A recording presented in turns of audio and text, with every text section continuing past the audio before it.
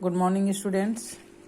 हमने अभी तक मानव शरीर के विभिन्न तंत्रों के बारे में पढ़ा, जिसमें डाइजेस्टिव सिस्टम के अंतर्गत भोजन ग्रहण करना, पाचन करना, अवशोषण और एब्जॉर्प्शन बॉडी को पहुंचाना, रक्त परिसंचरण के द्वारा पूरे बॉडी में पोषक तत्वों को या उत्सर्जी पदार्थों का परिसंचरण करना, और श्वसन तंत्र के द्वारा गैसों का परिवहन या एक्सचेंज, एंड एक्सक्रीटरी सिस्टम्स के द्वारा एक्सक्रीटरी पदार्थ का, उत्सर्जी पदार्थों का निष्कासन किस प्रकार होता है, ये सब हमने पढ़ा। अब हमारे शरीर में एक तो सबसे पहले जो भी जैसे क्रियाएं हो रही हैं, है ना, जैसे मान लीजिए डाइजेशन हो रहा है या ब्लड सर्कुलेशन हो रहा है या श्वसन हो रहा है या उत्सर्जन हो रहा है, ये सारी क्रियाएं जो हैं पर्टिकुलर अकेले अकेले नहीं होती, बल्कि एक दूसरे के साथ मिलकर ये सब काम को करती है। इसी प्रकार हमारे बॉडी के विभिन्न अंग भी एक दूसरे के साथ समन्वय स्थापित करके ही काम को कर पाते हैं। ठीक है, तो इस प्रकार अगर मानव शरीर में जीवों में दो प्रकार का नियंत्रण और समन्वय पाया जाता है, कंट्रोल एंड कोऑर्डिनेशन।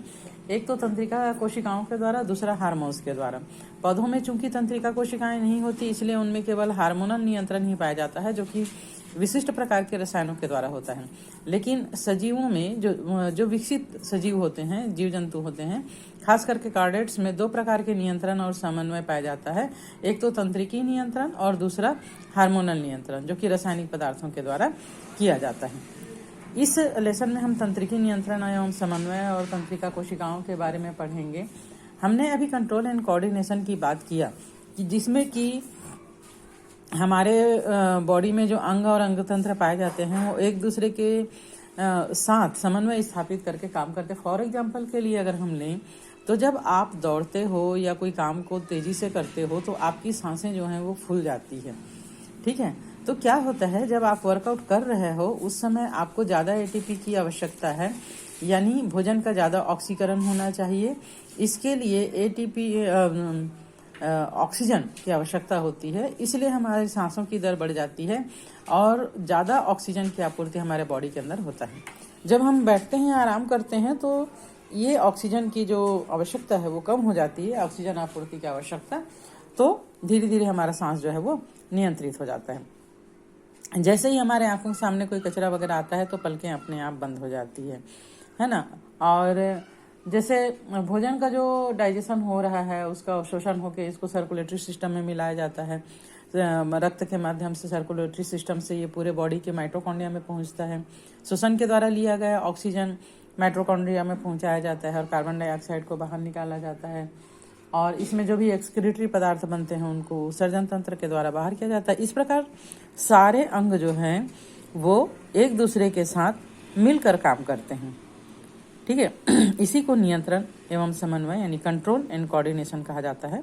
जैसे कि मैंने बताया, तंत्रिकी तंत्र के द्वारा हमारे बॉडी में नियंत्रण जो होता है, जो इस लेसन में हम पढ़ेंगे, उनका एक व्यवस्थित जाल तंत्र होता है, जो कि त्वरित समन्वय के लिए बिंदु दर बिंदु एक दूसरे से जुड़े रहते हैं, अलग अलग नहीं होते हैं, सारे जो है वो एक दूसरे से जुड़े हुए रहते हैं।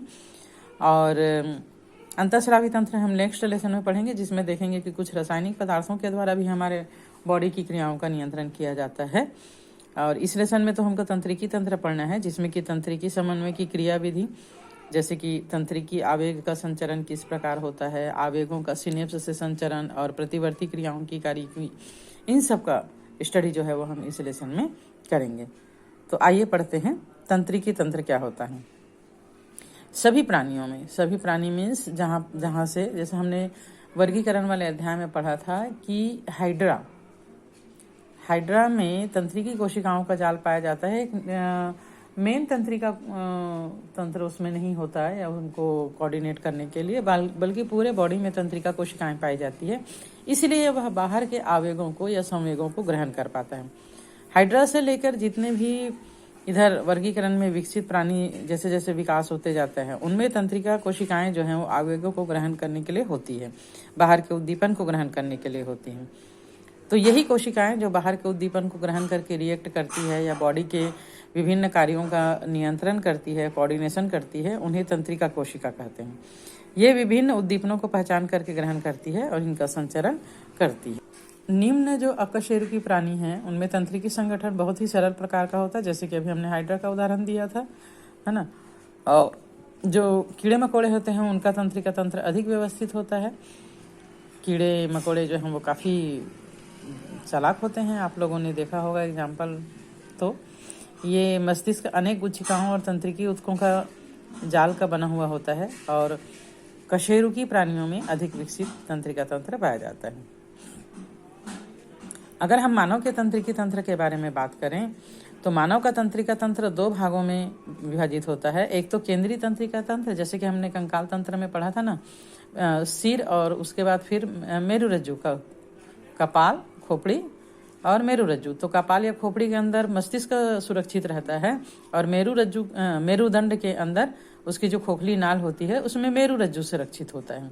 तो ये दोनों ही क्या कहलाता है, केंद्रीय तंत्रिका तंत्र, ठीक है। और दूसरा होता है परिधि तंत्रिका तंत्र। इससे निकलकर बॉडी के विभिन्न भागों में, हाथ में, पैर में और अन्य अंगों में जो तंत्रिका कोशिकाएं जाती हैं उनको परिधि तंत्रिका तंत्र कहा जाता है, ठीक है। तो केंद्रीय तंत्रिका तंत्र के अंतर्गत मस्तिष्क और मेरुरज्जु सम्मिलित है, जहाँ पर सूचनाओं का संसाधन और नियंत्रण होता है। मस्तिष्क एवं परिधि तंत्रिका तंत्र सभी तंत्रिकाओं से मिलकर बनता है, जो कि केंद्रीय तंत्रिका तंत्र मस्तिष्क और मेरुरज्जु से जुड़ा रहता है। परिधि तंत्रिका तंत्र में 2 प्रकार की तंत्रिकाएं आती हैं, संवेदी जो बाहर की संवेदनाओं को ग्रहण करती है या अभिवाही भी कहते हैं, और दूसरा चालक या प्रेरक, बाहर की सूचनाओं को ग्रहण करके उसके अनुरूप रिएक्शन देना या कार्य करना, चालक या प्रेरक या अभिवाही तंत्रिका तंत्र कहलाता है ना। तो इसमें अभिवाही तंत्रिकाएं उद्दीपन को ऊतकों अंगों से केंद्रिका तंत्र तक, और चालक या अभिवाही तंत्रिकाएं नियामक उद्दीपनों को केंद्रीय तंत्रिका तंत्र से संबंधित परिधि ऊतक या अंगों तक पहुंचाने का काम करती है। परिधि तंत्रिका तंत्र को 2 भागों में विभाजित किया जाता है, कायिक तंत्रिका तंत्र और स्वायत्त तंत्रिका तंत्र। कायिक तंत्रिका तंत्र, कायिक यानी बॉडी का भाग, इसमें उद्दीपनों को केंद्रीय तंत्रिका तंत्र से शरीर के अनैच्छिक अंग और चिकनी पेशियों में पहुंचाने का काम होता है। और स्वायत्त तंत्रिका तंत्र को पुनः फिर 2 भागों में बांटते हैं, अनुकंपी तंत्रिका तंत्र और परानुकंपी तंत्रिका तंत्र। तो ये जो है वो एक किसी क्रिया को एक्सीलरेट करने का या इनहिबिटेट करने का काम करते हैं। दोनों तंत्रिकाएं आपस में नियंत्रण और समन्वय से चलती है। इस प्रकार हमारे पूरे बॉडी का काम जो है वो चलते रहता है, इनका कोऑर्डिनेशन एंड कंट्रोल होते रहता है। नेक्स्ट डे हम तंत्रिका कोशिका यानी न्यूरॉन तंत्रिका तंत्र की संरचनात्मक और क्रियात्मक इकाई के बारे में पढ़ेंगे।